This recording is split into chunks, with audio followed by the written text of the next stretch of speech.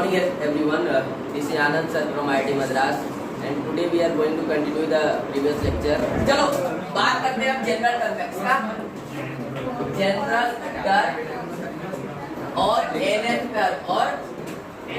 Term of GP. अबे आप इसको जीपी बोलेंगे, जीपी का मतलब कुछ और मत लेना तुम. हाँ बिल्कुल. तो ये कैसा दिखेगा अपने को? ए आर मतलब ये कौन सा टर्म हो गया? एन टर्म की बात कर रहा हूं मैं. तो यहाँ से ए क्या है अपना? फर्स्ट टर्म है. ये क्या है? फर्स्ट टर्म है. आर क्या है? कॉमन रेशियो है. और वो जो भाई साहब एकदम लास्ट में एन में टर्म, एनथ टर्म, वो एनथ टर्म क्या है बेसिकली अपना? D n a into are to the power n minus. और यहाँ से बोलेंगे कि ये a जो है नॉट इक्वल टू 0 हो सकता है. और ये tn अपने को पता चल जाएगा. यहाँ से इतनी सारी बातें हो गई कि नहीं हो गई. यहाँ से कुछ सवाल करते हैं. क्या करते हैं? सवाल करते हैं. लिखो फर्स्ट क्वेश्चन इसी पर करते हैं. t10 क्या बोल रहे हैं कि भाई साहब t3 2 है और t6 दे दिए 1/4. तुमको 10th टर्म बताना है. कौन सा टर्म? 10th टर्म क्या होगा? अबे t3 दे रखा है. t3 का मतलब क्या हो गया? a first term a2 a3 तो लगा देंगे. t3 क्या होगा? तो tn लगा देंगे. tn का मतलब क्या होता है? a into r to the power n minus 1. तो इसमें t3 तो n3 रख देंगे. तो a into r to the power 3 minus 1. अब ये कितना दे रखा है? 2. a into r स्क्वायर बचा क्या? ये कितना दे रखा है? 2. और एक और दे रखा है अपने को t6 कितना दे रखा है? -1/4. तो लगा लेंगे. t6 का मतलब क्या हो गया? t6 इक्वल टू होगा a into are to the power 5. अरे नहीं होगा क्या? तो t6 कितना हो गया? -1/4 equal to a into are to the power 5. अरे होगा कि नहीं? अब यहाँ से निकाल के उधर पटक देंगे चीजें. तो नहीं होगा क्या? देखो a r स्क्वायर इतना है कि नहीं? डिवाइड कर दे दोनों को. क्या? अरे इसको इससे डिवाइड कर दे क्या? और मान लो ये इक्वेशन 1 इक्वेशन 2. फायदा क्या? जैसे डिवाइड करेंगे a से ये निपट लेगा, ये इधर से निपट लेगा. डिवाइड कर देंगे. अब इसको किसमें डिवाइड करें? 2 को 1 से डिवाइड करें. तो 2 को करेंगे तो 1/4 डिवाइडेड बाय 2. क्या करेंगे? 1/4 डिवाइडेड बाय 2 हो जाएगा. लेफ्ट साइड राइट साइड क्या हो जाएगा? a to r to the power 5 divided by a to r square. a से a कैंसिल, r स्क्वायर से कैंसिल हुआ तो r to the power 3. और यहाँ देखो क्या हो रहा है? -1 to the power 8 हो गया क्या? Equal to r to the power 3. अब क्या यहाँ से r निकालना है? r निकालना है तो इसको क्या लिख सकते हैं? -1 टू दी पावर 3. अबे 3 नहीं लिख सकते क्या? Equal to r to the power 3. देखो ऑड पावर है. ऑड पावर में अपने को माइनस का कोई इफेक्ट ही नहीं पड़ता. वो तो इवन पावर में देखते हैं. तो दोनों का पावर सेम. मतलब r इक्वल टू कितना हो जाएगा? -1/2. और जैसे r निकल गया तो a निकल आएगा. r की जगह रख देंगे -1/2. इक्वेशन फर्स्ट में जैसे रखेंगे तो 2 इक्वल टू क्या है? a r square. तो r की जगह क्या रखेंगे? -1/2 का स्क्वायर.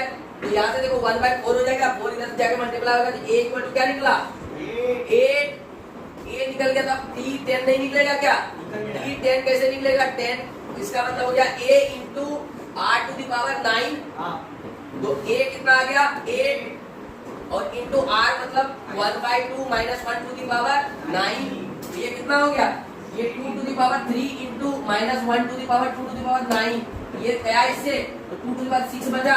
और इसको क्या बोलेंगे? -1/64.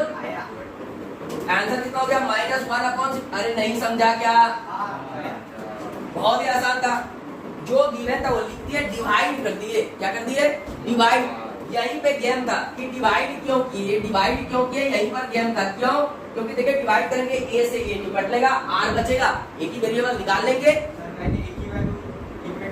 हाँ तो इक्वेट कर सकते हो. a को क्या लिख सकते हैं? 2/r². इधर से a को क्या लिख सकते हैं? -1/4 into r to the power 5. दोनों की इक्वेट कर लेंगे. फिर से कट पिट जाएगा. बात वही है. तो बात करते हैं किसका? सम ऑफ n टर्म ऑफ.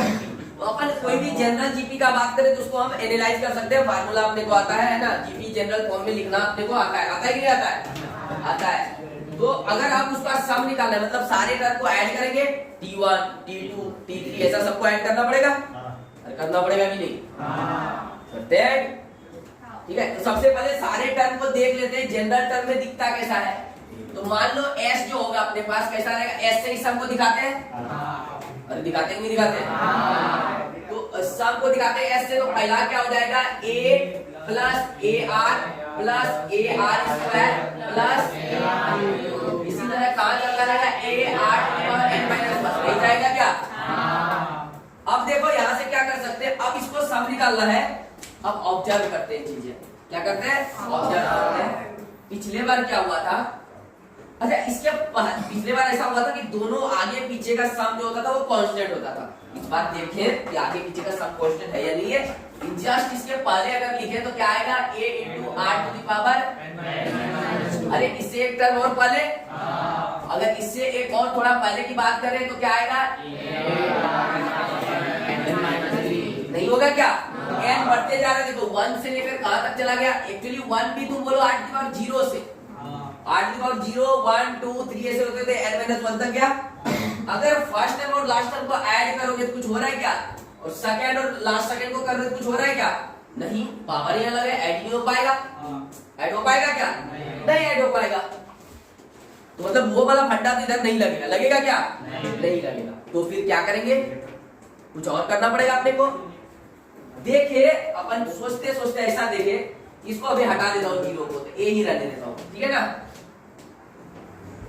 अपन सोचे अगर इसको r से मल्टीप्लाई करने, क्या करें इसको? तो ये क्या हो जाएगा, एस आर नहीं होगा क्या? अरे एस आर नहीं होगा क्या?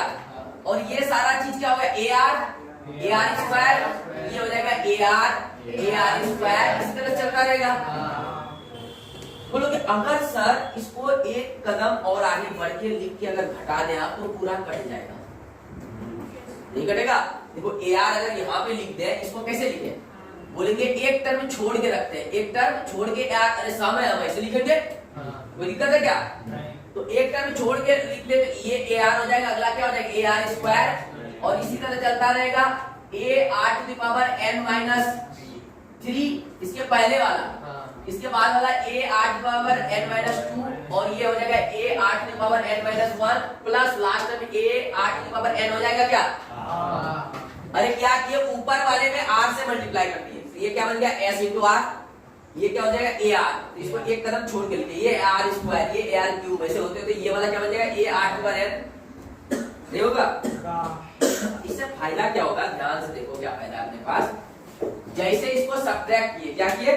सब्ट्रैक्ट, तो ये माइनस, ये माइनस, ये minus, minus minus minus minus minus, अब देखो ये दोनों निपट गया, ये निपट गया, ये निपट गया, सारे निपट गए, बचा क्या क्या, एस माइनस एस आर, इधर तो बचा उधर ए, और उधर देखो माइनस लास्ट में बचा एक A are to the power n।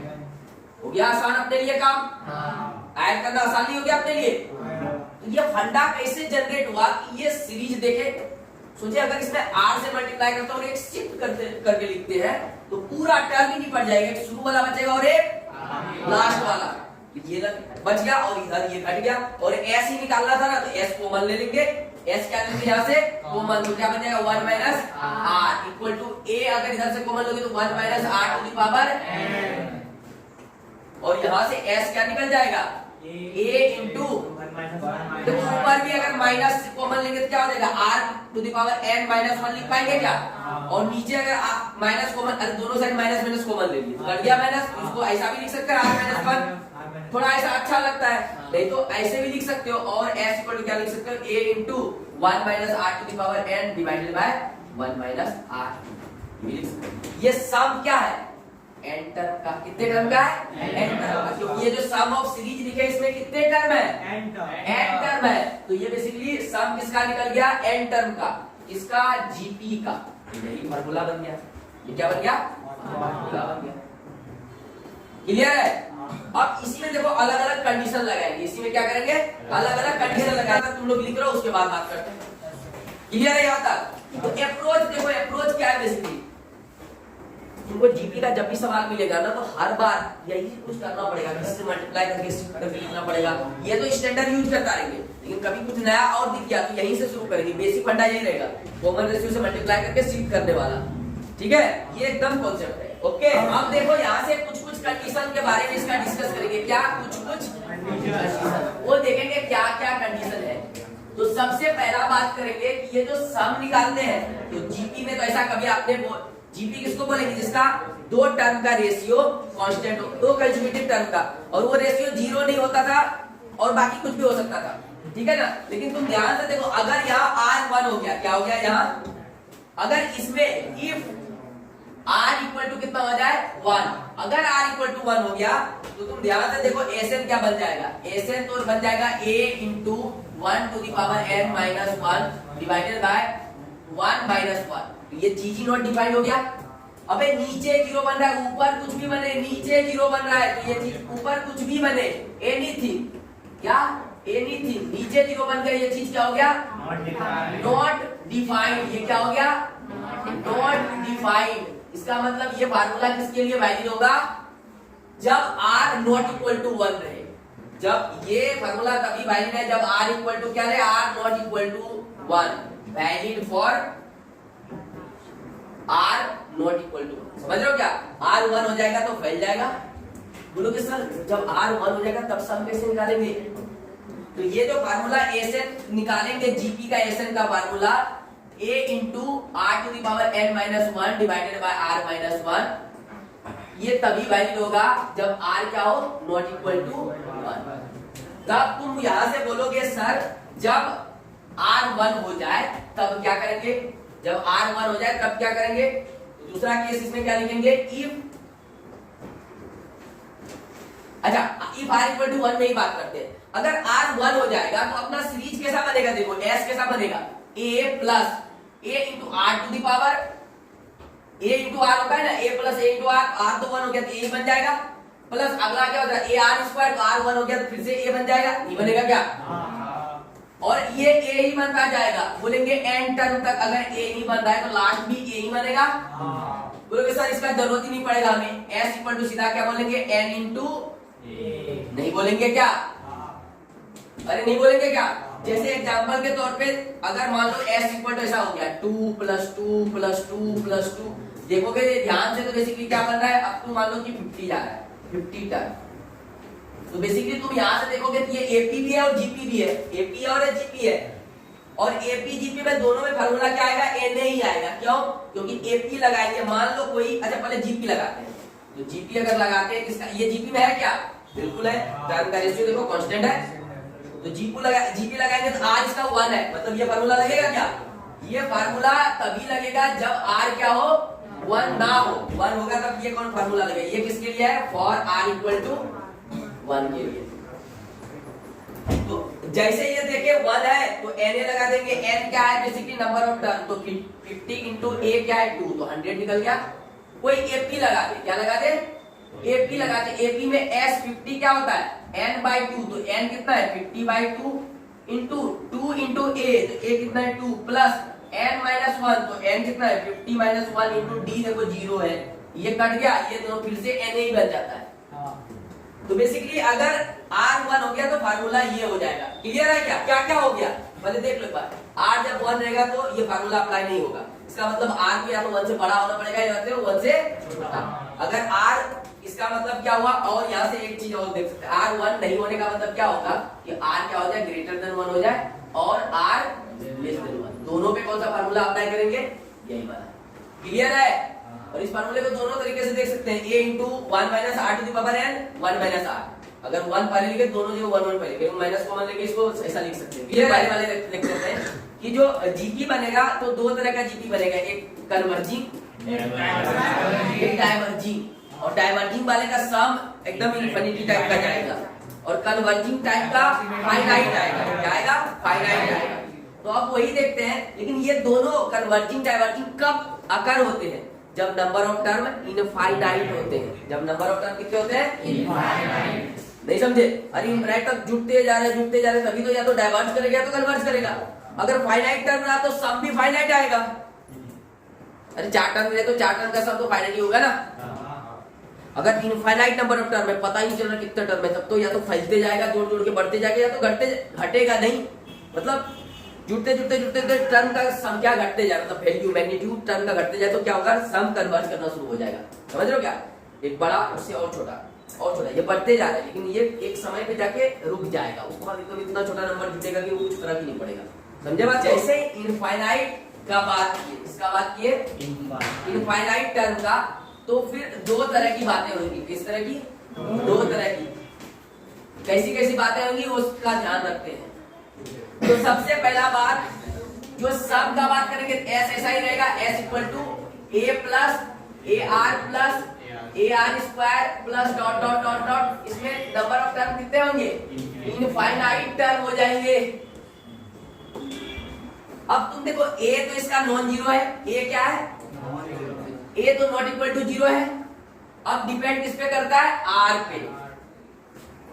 किस पे करता है, आर पे। अगर आर 1 हुआ तो ये तो ए इंटू होते रहेगा, जितना इनफाइनाइट टर्म है तो इनफाइनाइट इंटू ए कर देंगे, ए नॉन जीरो है तो वो तो इंफिनिटी बना देगा। नहीं समझे। इसमें केस फर्स्ट क्या हम लोग बात कर सकते हैं, अपने को पता है कि आर क्या हो जाए, 1 हो जाए। क्या हो जाए, आर। केस कौन सा डील कर रहे हैं, फर्स्ट केस डील कर रहे हैं कि आर कितना हो जाए, 1 हो जाए। आर कितना हो जाए, 1 हो जाए। अगर आर 1 होगा तो एस क्या बन जाएगा, ए प्लस ए प्लस ए प्लस ए, कहां तक, इनफाइनाइट टर्म तक। अरे होगा कि नहीं। अब जैसे इनफाइनाइट टर्म तक हुआ तो बेसिकली अपन यहां से क्या बोलेंगे, ए जीरो तो है नहीं, तो इसको सेम चीज को फार्मूला लगा दे, S equal to n a वाला, तो एन हो गया इनफिनिटी और इनटू ए, और ए का तो कुछ वैल्यू है तो मल्टीप्लाई होके कितने बना जाएगा, इनफाइनाइट बन जाएगा। सम कितना हो जाएगा, इनफाइनाइट हो जाएगा। समझे बात को। अब ए निगेटिव है तो निगेटिव इनफाइनाइट, ए पॉजिटिव है, उसके हिसाब से हम देख सकते हैं। मतलब बेसिकली आर पे भी डिपेंड करेगा क्योंकि पावर ऑल इवन में चल रहा है, वो दिखेगा, लेकिन अपन ऐसा बोल देंगे कुछ तो इस टाइप का आएगा। नहीं आएगा क्या, आर अगर 1 होगा तब तो श्योर है यही आएगा। अगर ए निगेटिव तो माइनस इंफिनिटी, ए पॉजिटिव तो प्लस इंफिनिटी, क्योंकि नंबर कभी भी निगेटिव काउंटिंग वाले, क्योंकि नंबर ऑफ टर्म है तो 1 2 से शुरू होगा। 0 -1 टर्म होता है क्या, नहीं होता। -2 टर्म होता है क्या, नहीं होता है। उधारी टर्म थोड़ी लोगे तुम, टर्म हमेशा या तो 0 होगा या तो 1 2 3 4 होगा। तो n पॉजिटिव होगा, n पॉजिटिव का मतलब इंफिनिटी तो प्लस ही रहने वाला ही हमेशा, और a पे डिपेंड करेगा। अगर a पॉजिटिव तो प्लस इंफिनिटी, a निगेटिव तो माइनस। केस 2 क्या करके चलेंगे, केस 2 r अगर मान लो कि ग्रेटर देन 1 हुआ, क्या हुआ, r greater than 1। r greater than 1 का मतलब क्या हो गया कि हर नेक्स्ट टर्म पहले वाले टर्म से बड़ा होगा। क्यों बड़ा होगा, क्योंकि हमें पता है कि s इक्वल टू a है पहला, दूसरा टर्म है a r, और r क्या है, 1 से बड़ा, तो ये वाला टर्म इससे बड़ा होगा, क्योंकि a में मल्टीप्लाई किससे कर रहे हैं, 1 से बड़े नंबर से, ये बड़ा आएगा। इसके बाद a r स्क्वायर और बड़ा होगा, इसके बाद ए आर क्यूब और बड़ा होगा, और अगर ये इंफिनिटी टर्म तक चलता रहेगा, कहां तक, इंफिनिटी। तो सोचो सम क्या होगा बेसिकली। अगर सम का बात करें एस, मान लीजिए ये क्वांटिटी इतना छोटा है, ये क्वांटिटी थोड़ा सा इससे बड़ा, ये क्वांटिटी और थोड़ा बड़ा, ये और थोड़ा बड़ा, और थोड़ा बड़ा, और थोड़ा बड़ा, ऐसे बढ़ते जाएगा वैल्यू। समझ रहे हो क्या। और जब ये बढ़ते जाएगा वैल्यू तो तुम देखो ये क्या कर रहा है, डाइवर्ज कर रहा है। तो सम क्या करेगा, अबे डाइवर्ज नहीं करेगा क्या, तो ऐसे वाले का सम का सीधा सा अपने को दिख रहा है कि क्या हो जाएगा, वैल्यू नहीं होगा, इनफाइनाइट क्या। और ऐसे सीरीज को क्या बोलते हैं, जब r 1 से बड़ा हो जाता है तो इसको बोलते हैं डाइवर्जिंग सीरीज। क्या बोलते हैं, डाइवर्जिंग सीरीज। समझे क्या बात को। तो जीपी में r 1 पे भी देख लिए, r ग्रेटर देन 1 पे भी देख लिए। अब तीसरा केस क्या लेंगे, r लेस देन 1। ये क्या था, डाइवर्जिंग की बात थी। देखो ऐसे भी तुमको देख रहा है, ये छोटा क्वांटिटी जो लिए है बेसिकली, ये वाला जो ले रहे हैं, पहले का सम इतना है, फिर और थोड़ा सम बढ़ गया, और बढ़ गया, और बढ़ गया, और बढ़ गया, तो डाइवर्ज नहीं हो रहा है क्या, लाइन कैसा हो रहा है, डाइवर्ज हो रहा है। तो ये बेसिकली देख सकते हो, ये जो सम बढ़ते हुए चला जाएगा तो डाइवर्ज हो रहा है, फैलने का मतलब डाइवर्ज हो रहा है। अब बात करते हैं नेक्स्ट केस पे। अब तीसरा केस इसमें लेके चलते हैं। कि अगर केस थर्ड में क्या हो गया, आर लेस देन 1 हुआ। आर क्या हुआ, लेस देन 1 का मतलब मैग्नीट्यूड बाई 0 से बड़ा है, ठीक है ना, 0 से बड़ा। या ऐसे बोल सकते हो कि आर जो है -1 और 1 के बीच में, किसके बीच में, आर लेस देन 1 लेने का मतलब क्या हो गया कि आर -1 से 1 के बीच में। अरे क्योंकि तुम सोचो ना कि आर अगर 1 से बड़ा रहेगा, इसका -1 से भी अगर बड़ा रहा है ना, -1 से अगर क्या रहा, छोटा रहा, तो 2 3 -2 -3 -5 होगा, इसका स्क्वायर करके तो बड़ा नंबर बनेगा ना। तो आर अगर 1 से छोटा रहा, हम पॉजिटिव पे बात कर रहे हैं, आर किसका बात कर रहे हैं, आर पॉजिटिव का बात कर रहे हैं, नेगेटिव पे नहीं जा रहे हैं, ठीक है ना। आर पॉजिटिव का बात कर रहे हैं और आर 1 से छोटा है, तब कैसा बनेगा सीरीज। बेसिकली हम बोलना चाहते हैं आर कहां से कहां लेना चाहते हैं अपन, 0 और 1 के बीच में अगर लेना चाहे, ठीक है ना। ऐसा ही केस हम -1 और 0 के बीच में लेके एनालाइज कर सकते हैं, ठीक है ना। तो उसके लिए क्या होगा, बेसिकली अपन यहां से देखेंगे तो s जो होगा ये a होगा प्लस a8 जो होगा, तो ये टर्म से ये टर्म छोटा होगा कि नहीं होगा, बिल्कुल होगा। और इस टर्म से ये टर्म छोटा होगा कि नहीं होगा, छोटा। और इससे भी छोटा क्या होगा, ar3, और इससे भी छोटा क्या होगा, ar⁴। तो अगर ऐसे इनफिनाइट टर्म तक इसका सम करें, जैसे इनफिनाइट टर्म तक इसका सम करेंगे तो क्या होगा, तुम देखो ध्यान से, s जो होगा बेसिकली एक बड़ा वैल्यू, उसके बाद उससे छोटा जुड़ रहा है, उससे छोटा जुड़ रहा है, उससे छोटा, उससे छोटा, उससे छोटा, उससे छोटा, उससे छोटा। समझ रहे हो कैसा हो गया। तो बेसिकली क्या हो रहा है, ये सम जो है ये क्वांटिटी ऐड हुई, फिर इसके बाद ये ऐड होगी, फिर अगला टर्म ऐड होगा और एक टर्म ऐड होगा और एक टर्म। तो इस केस में सर इनफाइनाइट तो नहीं जाएगा, जाएगा क्या, एक फाइनाइट वैल्यू आएगा। और ये देखो ये क्या हो रहा है, कन्वर्ज हो रहा है, इसको क्या बोलेंगे, कन्वर्जिंग सीरीज। क्या हो रहा है, कन्वर्ज हो रहा है, तो क्या बोलेंगे, कन्वर्जिंग सीरीज। समझे क्या। और मोस्ट ऑफ द केस में तुमको जीपी में कन्वर्जिंग सीरीज के बारे में पूछा जाता है। तो कन्वर्जिंग सीरीज के बारे में पूछा जाएगा तो इसमें क्या पूछा जाएगा कि सम ऑफ इनफाइनाइट टर्म बताने के लिए, सम ऑफ इनफाइनाइट टर्म। तो अपने को अब पता चल गया यहां से सम जो आएगा ये कितना आएगा, एक फाइनाइट वैल्यू आएगा। क्या आएगा, एक फाइनाइट वैल्यू। तो जो s इनफिनिटी इसको बोलेंगे, क्या बोलेंगे, नंबर ऑफ टर्म कितना है, इनफाइनाइट है, तो इसको क्या पढ़ेंगे, s इनफिनिटी। ये कितना होगा, तो फार्मूला वही रहेगा, a into 1 r⁴n-1 divided by r-1। अरे होगा कि नहीं। या इसको इस तरह से भी लिख सकते थे, कैसे लिख सकते थे, 1 r⁴n डिवाइडेड बाय 1 r। अरे नहीं लिख सकते थे क्या। अब ध्यान से देखो यहाँ पर r बेसिकली क्या है, 0 1 के बीच में, r बेसिकली कहाँ है, 0 और 1 के बीच में। अगर इवन यहां से थोड़ी देर बाद इसमें भी बात करते हैं, अगर मान लो 0 1 के बीच में है तो s इनफिनिटी कितना होगा, ध्यान से देखो, a इंटू s इनफिनिटी क्या होगा, a इंटू 1 माइनस r। मान लो कि 1/3 ले लिए, क्या ले लिए, 1/3। अब पावर इनफिनिटी की तो 1 माइनस 1/3 होगा, तो ये तो फाइनाइट वैल्यू होगा। अब तुम देखो 1/3 का पावर इनफिनिटी करेंगे तो क्या हो जाएगा, क्या हो जाएगा, अबे 0 हो जाएगा, अप्रोक्सीमेटली 0, क्योंकि ये 1 से छोटा नंबर है। ये बेसिकली जिसपे पावर इनफिनिटी है वो 1 से छोटा नंबर है क्या, बिल्कुल है, 1 से छोटा नंबर है कि नहीं है। तो तुम देखोगे वहां से कि ये बेसिकली 0.3 इंटू 0.3 इंटू 0.3 ऐसा कुछ चल रहा है। तो जब 1 से छोटा नंबर होता है और उसको जब इनफिनाइट टाइम्स मल्टीप्लाई करते हो तो बेसिकली क्या होता है, 1000 बार बता चुके हैं, 1 से छोटे नंबर को जब इनफिनाइट बार मल्टीप्लाई करते हो तो ये दोनों मल्टीप्लाई होकर 0.9 कितना बन जाएगा, 0.09। अरे 3 के जगह हम 3 ही कंसीडर किए, और छोटा करेंगे 0.3 से तो और छोटा होगा 0.0027, और चलते चलते ये लगभग 0 को टेंड कर जाता है, किसको, मतलब जब इनफिनाइट टाइम्स इसको मल्टीप्लाई करोगे तो 1 माइनस लगभग क्या होगा, 0। उसका कोई इफेक्ट ही नहीं पहुंचेगा 1 पे। मतलब 1 करोड़ में 1 रुपया ले लिए तो क्या ही फर्क पड़ता है। और यहाँ पे क्या रहेगा, 1 माइनस आर। तो बेसिकली अब इस चीज को हम आर से फिर से रिप्लेस कर देते हैं। तो ये क्या हो गया था आर और ये था क्या बेसिकली 1/3 जो है ये भी बेसिकली आर था। तो R to the power N जो होगा वो तो 0 हो जाएगा और बचेगा अपने पास क्या एस इंफिनिटी। एस इंफिनिटी क्या बचेगा ऊपर ए बचेगा और नीचे क्या बचेगा 1 माइनस आर। समझे क्या? अरे क्योंकि 1 माइनस आर जो है ये तो 0 हो जाएगा R to the power N ना, नहीं होगा क्या? तो ये ऊपर a इंटू 1 ही बचेगा नीचे 1 माइनस आर। ठीक है, तो ये कितना फार्मूला बन जाएगा? यही फार्मूला बन जाएगा एस इंफिनिटी का, यही फार्मूला। और ये one of the important formula होगा, ये वन ऑफ दी। समझ गए क्या? अब देखो अगर r निगेटिव में 1/2 रहता, निगेटिव में 1/2 रहता या माइनस 1/3 रहता तो भी इनफाइनाइट करते तो ये भी खत्म हो जाता कहानी, नहीं होता क्या? हो जाता ना। तो ये फिर से 0 बन जाता और ये 1 माइनस आर ही रहता। बेसिकली क्या बोलेंगे कि अगर मॉड आर, क्या बोलेंगे?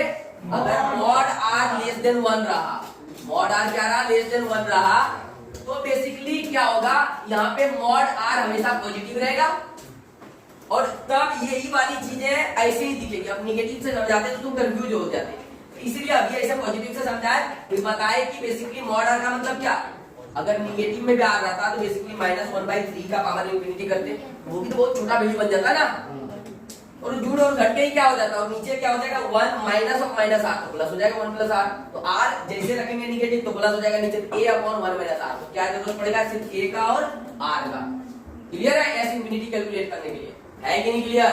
हाँ, यह इंफिनिटी आएगा तो बेसिकली ये जो n है ये n टेंड्स टू क्या है? इंफिनिटी। तभी तो ये 0 हो गया ना, समझ गए क्या? तभी तो वो 0 हो गया, तभी ये r टू द पावर ये क्या हो गया 0 को टेंड कर गया। क्लियर है? तो ये फार्मूला एकदम याद होना चाहिए हर बच्चे को। एस इंफिनिटी का मतलब इनफिनाइट नंबर ऑफ टर्म का सम, जीपी का, इसका जीपी का 1 upon a upon 1 minus r, इसमें r क्या होता है? कॉमन रेशियो और a होता है फर्स्ट टर्म। Done question. अब इसमें क्या करेंगे?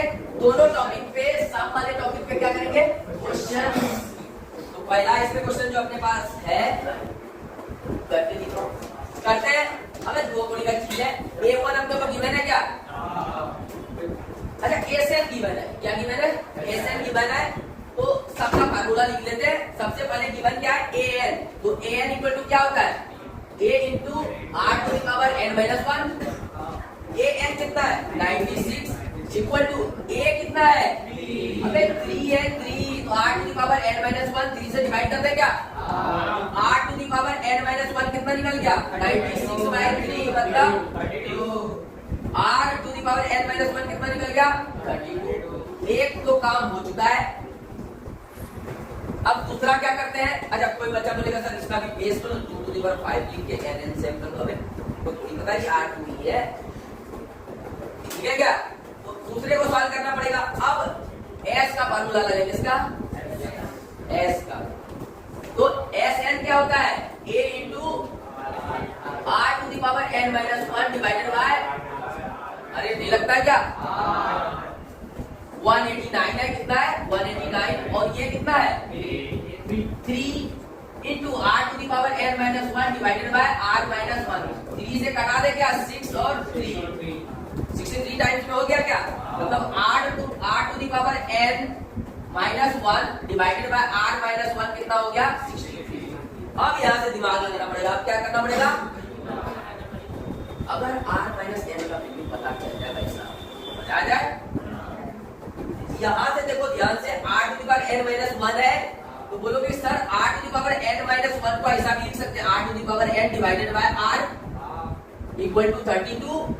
या बोलोगे सर दोनों साइड r से मल्टीप्लाई कर दो या इसको इस फॉर्म में लिख लो, तो यहाँ से r to the power n का वैल्यू निकल जाएगा क्या? और ये r to the power n का यहाँ 32r रख देंगे वैल्यू, यहाँ क्या हो जाएगा? 32r minus 1 divided by r minus 1 equal to 63। Cross multiply, simple निकल जाएगा। क्रॉस मल्टीप्लाई कर दे क्या? तो इस साइड में सेट में ये पार्ट 1 p1 p2 p3। तो यहाँ से देखो जैसे क्रॉस मल्टीप्लाई करेंगे 32r माइनस 1 इक्वल टू क्या हो गया? 63r minus 63। अरे नहीं हुआ क्या? इसको इस साइड और इसको इस साइड, तो इधर क्या हो जाएगा? -1 plus 63 equal to 63r minus 32r, ये कितना आ जाएगा 331r, और ये आ जाएगा 62r इक्वल टू 2 आ गया। कितना आ गया? जैसे r2 आ गया यहाँ पे डाल देंगे 2, तो क्या हो जाएगा? ये r को इसमें डाल देंगे तो n नहीं निकल आएगा क्या? तो 2 to the power n minus 1 equal to 32। इसको सॉल्व करने आता है? बोलोगे 2 बेस बना देंगे 32 का, अब बेस में से तो पावर इक्वेट कर लेंगे, तो 2 to the power कितना रखेंगे 5। अब देखो दोनों का बेस क्या है? अरे है क्या?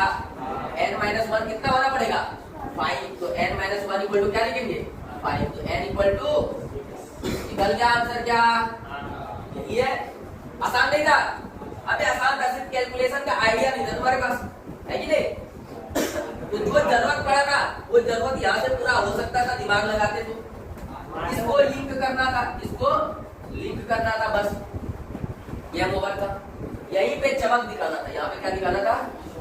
चमक, चमक। देखो find the least value of n exceeds 9000। इसलिए सवाल क्या बोल रहा है? तुमको वैल्यू ऑफ n बताना है, कितना टर्म तक इस सीरीज को ऐड करेंगे कि 9000 को क्या हो जाए, एक्सीड कर जाए। समझ गए क्या? 9000 को एक्सीड कराना है। इनफाइनाइट तक ऐड करेंगे तो इंफिनिटी चलेगा, ये कन्वर्जिंग है क्योंकि इसका r देखो 1 + 3 + 3 स्क्वायर, तो r अगर कैलकुलेट करेंगे t2/t1, t2/t1 करेंगे 3 आ गया, r ग्रेटर देन 1 है, मतलब अगर इसको g1 जोड़ते चले गए तो ये इनफाइनाइट चला जाएगा। तो ये डाइवर्जिंग सीरीज है। कौन सा सीरीज है? डाइवर्जिंग सीरीज है। इसीलिए बोला कि नहीं भाई साहब तुम तो उतना ही n बता दो कि 9000 से ज्यादा हो जाए। बताओ कितना होगा n की 9000 को क्रॉस कर जाए। तो ध्यान से बेसिकली अपने को इसका SN निकालना है जीपी में, इसको तो ऑब्जेक्ट कर लिए, किसमें है ये? जीपी में। तो जीपी का सम SN क्या होता है? a into r to the power n minus 1 upon r minus 1। और ये सम बोल रहा है कि ये जो भी मसाला बन रहा है ये क्या होना चाहिए? Greater than equal to 9000। 9000 को क्रॉस करना चाहिए। एक्सीड्स का बात कर रहा है तो ग्रेटर देन 9000 होना चाहिए सम। तो यहाँ पे a दे रखा है क्या 1, बहुत अच्छे, इंटू r दे रखा है क्या 3, तो 3 to the power n minus 1 divided bye 3 minus 1, ये ग्रेटर देन 9000 होना चाहिए बोल रहा है। याद रखो 1 से मल्टीप्लाई कोई दिक्कत ही नहीं होगा, ये 2 से इसको मल्टीप्लाई करता है, पॉजिटिव नंबर है, इक्वालिटी चेंज नहीं होगा। तो 3 to the power n minus 1 क्या हो जाएगा? Greater than 18000। 3 to the power n क्या हो जाएगा? Greater than 18001। अब देखना है कि n का क्या वैल्यू लेंगे। तो तुम देखो या तो लॉग लगा सकते या तो डायरेक्ट देख सकते हैं। ये 3 to the power 1 रहेगा तो 3 रहेगा, 3 to the power 2 का मतलब 3 to 3 9 हो गया। अभी भी ग्रेटर हुआ है क्या? नहीं, और टर्म चला पड़ेगा। 3 करेंगे तो 9 into 3 27, अभी नहीं हुआ है, और करेंगे तो 81, और करेंगे तो 243 तक ही पहुंचे अभी तक, और करना पड़ेगा क्या? क्या हो जाएगा? 729, और 3 से करेंगे 720, और 3 से करेंगे तो अब देखो 9 into 3 27, 2 तो 6 8 2187। अब लोग सर इससे कितना कर, आप देखो जल्दी जल्दी भागेगा। जैसे 3 करेंगे एक बार फिर, और ये 6000 हो जाएगा, और एक बार अगर 3 किए तो काम ही खत्म हो जाएगा। तो टोटल कितना हुआ? 2 4 6 8 1 9 बार, मतलब 7 बार, 8 बार में तो नहीं हो रहा है। 8 बार में कितना हो रहा है? 6000 समथिंग। जैसे 9 बार किए तो 9 पार कर गया, तो लिस्ट वैल्यू कितना हुआ?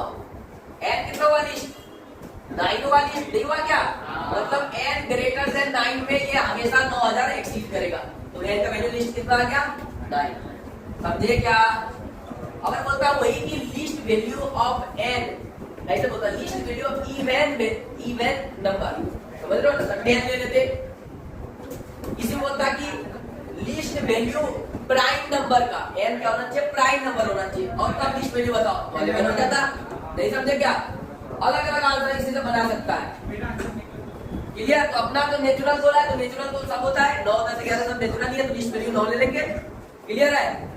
चलो okay bye, thank you for watching the video, और please do like share and subscribe the video and stay tuned 4 video to come. और अपना जर्नी बहुत तगड़ा होने वाला है। कैसा तगड़ा? यो थ्रू आउट जर्नी गर्दा उड़ेगा। See what? गर्दा।